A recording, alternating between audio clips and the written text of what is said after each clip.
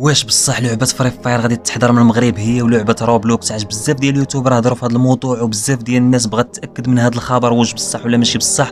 وشني كتعرفوا على القناه ديال ويندوز؟ ضروري خصني نجيب لكم الخبر يكون صحيح في 100%.